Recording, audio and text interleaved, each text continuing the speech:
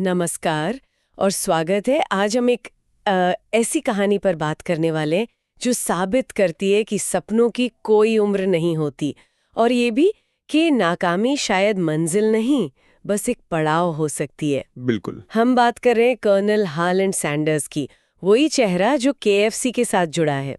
हमारे पास जो जानकारी है वो उनके काफी लंबे और कह सकते हैं उतार चढ़ाव भरे जीवन को दिखाती है।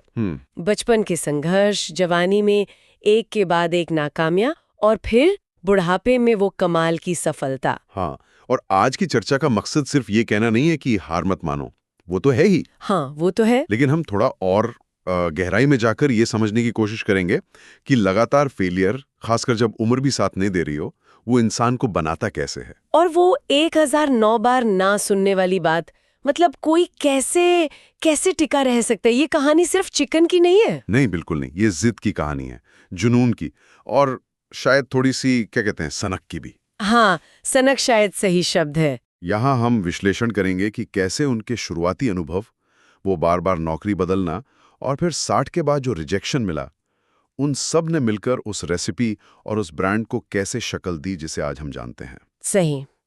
अक्सर हम सिर्फ कामयाबी देखते हैं, उसके पीछे की मेहनत नहीं। वही तो, नींव के पत्थर अक्सर दिखते नहीं। तो चलिए आज उनकी कहानी के इन पहलुओं पर विस्तार से बात करते हैं। ठीक है, तो कहानी शुरू होती है 1890 में, इंडियाना, अमेरिका में। हार्लैंड सैंडर्स का जन्म हुआ। स्रोत बताते हैं कि बचपन आसान नहीं था। सिर्फ 5 साल के थे जब उनके पिता गुजर गए। ओह। जाहिर है, परिवार पर बड़ा बोझ आ गया, आर्थिक भी और भावनात्मक भी। उनकी माँ को फिर काम करना पड़ा, खेतों में, फिर किसी फैक्ट्री में शायद। हाँ, कैनरी में काम करने लगी थी वो। और इसी जरूरत ने मतलब हार्लैंड को बहुत कम उम्र में जिम्मेदार बना दिया, है ना? उन्हें घर पर छोटे भाई बहनों को संभालना होता था, और इसमें खाना बनाना भी शामिल था। हाँ, मैंने भी पढ़ा। कहते हैं 7 साल की उम्र तक तो वो रोटी और कई तरह की चीजें बनाना सीख गए थे। बिल्कुल। ये बड़ा दिलचस्प है कि कैसे एक मजबूरी ने, अनजाने में ही सही, उनके पैशन की नींव डाल दी। ये सिर्फ खाना बनाना सीखना नहीं था। सही कह रहे हैं। ये शायद दबाव में काम करना, जो है उसी से काम चलाना, जिम्मेदारी लेना, ये सब सीखना था। शायद वो नेवर गिव अप वाली बात यहीं से शुरू हुई हो। लेकिन बड़े होने पर भी जिंदगी आसान नहीं हुई। स्कूल तो खैर ज्यादा पढ़ा नहीं उन्होंने। नहीं, जल्दी छोड़ दिया था। हाँ, और फिर किशोर अवस्था में ही घर छोड़कर काम की तलाश में निकल पड़े।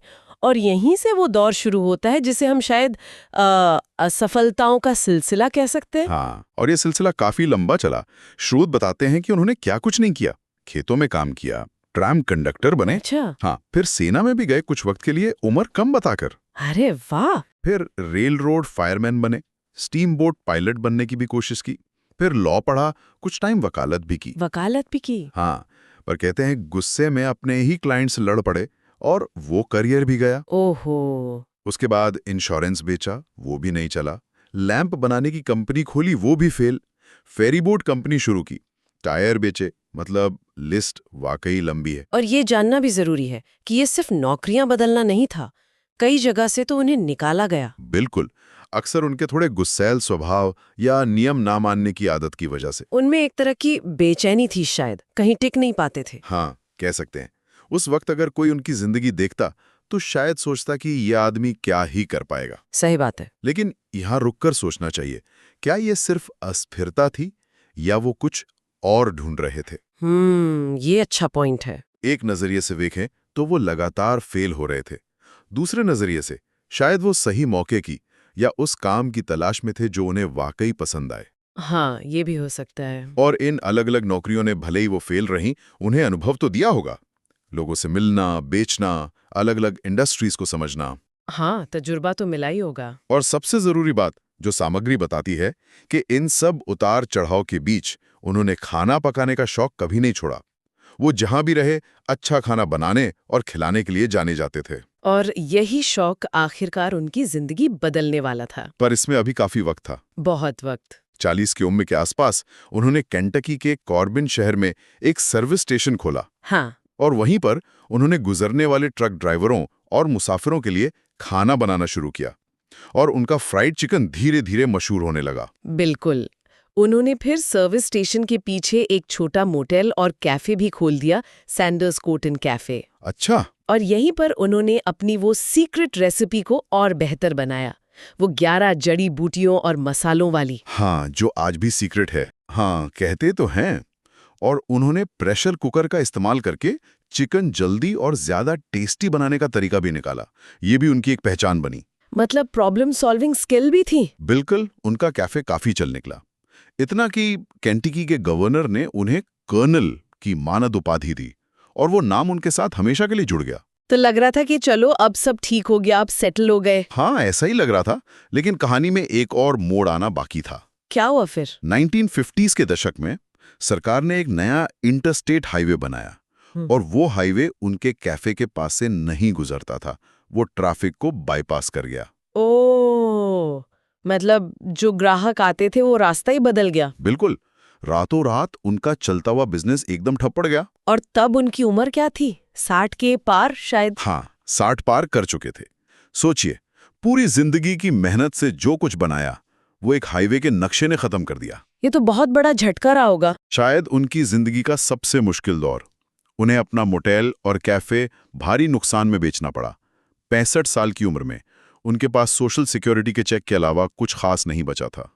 इस उम्र में तो लोग रिटायरमेंट की सोचते हैं। ज्यादातर लोग तो हार मान लेते, लेकिन कर्नल सैंडर्स के दिमाग में कुछ और ही पक रहा था। और यहीं से वो कहानी शुरू होती है जिसके लिए दुनिया उन्हें जानती है। बिल्कुल, उनके पास थी अपनी फ्राइड चिकन की रेसिपी और उस पर उन्हें अटूट विश्वास था। तो उन्होंने क्या किया? उन्होंने फैसला किया कि वो अपनी रेसिपी दूसरे रेस्टोरेंट्स को बेचेंगे, मतलब फ्रेंचाइजी देंगे। अच्छा, उस जमाने में ये नया आइडिया रहा होगा। हाँ, फूड फ्रेंचाइजिंग तब बहुत कॉमन नहीं थी। वो अपनी पुरानी फोर्ड कार में अपना प्रेशर कुकर और मसाले लेकर निकल पड़े। कल्पना करना भी मुश्किल है, 65 साल का आदमी, वो सफेद सूट पहनकर। हाँ, वो सफेद सूट उनकी पहचान बन गया था। वो शहर शहर घूमते, रेस्टोरेंट्स के दरवाजे खटखटाते। और क्या कहते थे मालिकों से? यही कि मेरा चिकन टेस्ट करके देखिए, पसंद आए तो अपने मेन्यू में डालिए और हर पीस पर मुझे कुछ सेंट्स दीजिए। और लोगों ने मान लिया? अरे नहीं, यही तो कहानी का सबसे अहम हिस्सा है। उन्हें हाथों हाथ नहीं लिया गया। स्रोत बताते हैं कि उन्हें लगातार रिजेक्ट किया गया। कितने बार? वो आंकड़ा सच है क्या? 1009 बार? हाँ, यही आंकड़ा बताया जाता है। अविश्वसनीय लगता है, लेकिन सोचिए जरा, 1009 बार ना सुनना। लोग मजाक उड़ाते होंगे, कहते होंगे ये बूढ़ा आदमी क्या करेगा अब। बिल्कुल, उनके आइडिया को अव्यवहारिक मानते थे। सोचते होंगे ये क्या क्रांतिकारी बदलाव लाएंगे। इस 1009 के आंकड़े पर थोड़ा रुकते हैं। ये सिर्फ नंबर नहीं है। नहीं, ये उनके इरादे का, उनकी जिद का पैमाना है। सोचिए, हर ना के साथ कितनी निराशा होती होगी, कितना शक होता होगा खुद पर। और वो भी उस उम्र में। शारीरिक रूप से भी कितना थका देने वाला रहा होगा। कार में सोना, रोज नई उम्मीद से उठना, और शाम को फिर वही जवाब मिलना। यहां सवाल उठता है कि क्या चीज थी जिसने उन्हें रोकने नहीं दिया। हाँ, क्या था वो? क्या सिर्फ अपनी रेसिपी पर भरोसा था, या जिंदगी भर की ठोकरों ने उन्हें इतना मजबूत बना दिया था कि अब ना सुनने की आदत हो गई थी। शायद दोनों बातें। उन्हें अपनी रेसिपी पे तो पूरा यकीन था। वो जानते थे कि उनका चिकन अलग है, खास है। हाँ, और शायद इतने उतार चढ़ाव देखने के बाद वो हिम्मत आ गई थी कि अब खोने को है ही क्या। हाँ, ये भी हो सकता है। अब तो करके ही रहना है, वाली भावना। आखिरकार ये जिद काम आई। यूटा में साल्ट लेक सिटी में पीट हार्मन नाम के एक रेस्टोरेंट मालिक ने उनकी बात सुनी। हाँ, पीट हार्मन का हाँ कहना वो पहला कदम था। उसी ने KFC एम्पायर की नींव रखी। हार्मन ने सिर्फ रेसिपी नहीं ली, उन्होंने नाम भी सुझाया, केंटकी फ्राइड चिकन। बिल्कुल, और वो बकेट मील का आइडिया भी उन्हीं का था, जो बहुत हिट हुआ। तो पहली फ्रेंचाइजी चल निकली। हाँ, वो सफल रही और फिर धीरे धीरे एक एक करके दूसरे रेस्टोरेंट्स भी जोड़ने लगे। और कर्नल सैंडर्स अब सिर्फ रेसिपी नहीं बेच रहे थे, वो खुद एक ब्रांड बन गए थे। हाँ, उनका वो लुक, सफेद सूट, काली बोटाई, सफेद दाढ़ी, वो मुस्कान वाला चेहरा, वो कंपनी का चेहरा बन गया। विज्ञापनों में आने लगे, टीवी पे दिखने लगे, और वो नारा इट्स फिंगर लिकिंग गुड, वो तो सबकी जुबान पर चढ़ गया। लेकिन सफलता के बाद भी सब आसान नहीं रहा शायद। नहीं, ऐसा नहीं था। कंपनी बहुत तेजी से बढ़ी। 1964 में उन्होंने कंपनी निवेशकों के एक समूह को बेच दी, करीब $2 मिलियन में। वो ब्रांड एम्बेसडर बने रहे। अच्छा। लेकिन बाद में, जैसा कुछ स्रोत बताते हैं, कंपनी के नए मैनेजमेंट के साथ उनके मतभेद भी हुए। उन्हें लगता था कि क्वालिटी गिर रही है, ओह। हाँ, और वो सार्वजनिक तौर पर भी केएफसी की आलोचना करने से नहीं चूकते थे। ये उनके थोड़े जिद्दी और आदर्शवादी स्वभाव को दिखाता है। ये पहलू कहानी को और मानवीय बनाता है। वो सिर्फ एक सफल बिजनेसमैन नहीं थे। बिल्कुल, एक जटिल व्यक्तित्व था। खैर, उन्होंने जो शुरू किया वो कंपनी तो दुनिया भर में छा गई। आज केएफसी दुनिया की सबसे बड़ी फास्ट फूड चेन्स में से एक है। हाँ, हजारों आउटलेट्स हैं 145 से ज्यादा देशों में। 1980 में उनका निधन हुआ 90 साल की उम्र में, लेकिन उनकी विरासत आज भी कायम है। उनकी कहानी वाकई इस बात का सबूत है कि सफलता का उम्र से कोई लेना देना नहीं। बिल्कुल। 65 साल की उम्र में शुरुआत करना। हाँ, जब ज्यादातर लोग रिटायर हो जाते हैं तब उन्होंने अपनी जिंदगी का सबसे बड़ा काम शुरू किया। ये सिर्फ देर से मिली सफलता नहीं है। ये और क्या है? ये इस बात की भी कहानी है कि कैसे जिंदगी भर के अनुभव, अच्छे हैं या बुरे, आखिर में काम आ सकते हैं। वो जो अलग-अलग नौकरियां की, उससे सेल्स, मार्केटिंग लोगों को समझने में मदद मिली होगी। हाँ, जो फ्रेंचाइजी मॉडल बनाने में काम आया होगा। बिल्कुल। तो कर्नल सैंडर्स की इस पूरी कहानी से हम क्या खास बातें सीख सकते हैं? पहली तो जाहिर है हिम्मत और खुद पर यकीन। हाँ, वो 1009 बार ना सुनने के बाद भी लगे रहना, ये दिखाता है कि अगर आपको अपने आइडिया पे भरोसा है तो दुनिया की ना आपको रोक नहीं सकती। दूसरी बात वो लचीलापन, रेजिलियंस जिसे कहते हैं। जिंदगी ने बार बार गिराया उन्हें। पिता का निधन, नौकरियों से निकाला जाना, बिजनेस का बंद हो जाना, लेकिन हर बार वो फिर खड़े हुए। ये गिरकर उठने की ताकत ही शायद उनकी कामयाबी की चाबी थी। उन्होंने हालात को हावी नहीं होने दिया, बल्कि हालात के हिसाब से खुद को बदला, नए रास्ते निकाले। और तीसरा सबक जो मुझे सबसे अनोखा लगता है, देर से शुरुआत करने की ताकत। हाँ, ये बहुत महत्वपूर्ण है। हम अक्सर सोचते हैं ना कि हर काम की एक सही उम्र होती है। सैंडर्स ने इस सोच को ही तोड़ दिया। उन्होंने साबित किया कि 65 की उम्र में भी आप दुनिया बदल सकते हैं। अनुभव, मैच्योरिटी, जिंदगी भर की सीख, ये भी बहुत बड़ी पूंजी है। शायद जवानी वाला जोश ना हो, पर तजुर्बा था, और शायद वो अब कुछ खोने को नहीं है वाली फीलिंग भी। बिल्कुल। और यहाँ ये सोचना भी दिलचस्प है कि क्या उनकी पिछली असफलताएं वाकई असफलताएं थीं? मतलब क्या वो उस आखिरी सफलता के लिए अनजाने में मिली ट्रेनिंग थी?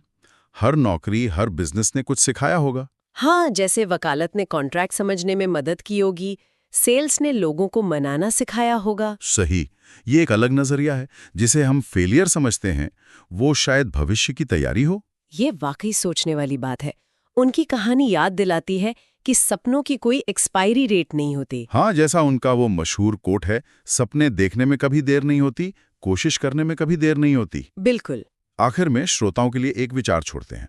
कर्नल सैंडर्स की कहानी तो व्यक्तिगत हिम्मत की मिसाल है ही, लेकिन अगर हम थोड़ा बड़े दायरे में देखें तो ये हमें अपने समाज में उम्र और सफलता को लेकर जो धारणाएं हैं, उन पर सवाल उठाने को कहती है।